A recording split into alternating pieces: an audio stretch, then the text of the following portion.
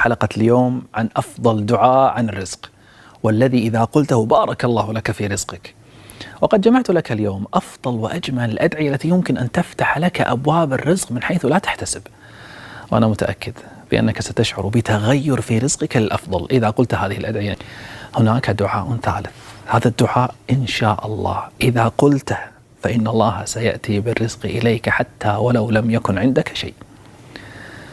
نزل عند النبي صلى الله عليه وسلم ضيف، فأرسل إلى أزواجه يبتغي عندهن طعاما، يعني يريد أن يعطوه طعام، فلم يجد عند واحدة منهن، فقال: اللهم إني أسألك من فضلك ورحمتك فإنه لا يملكها إلا أنت. سبحانه.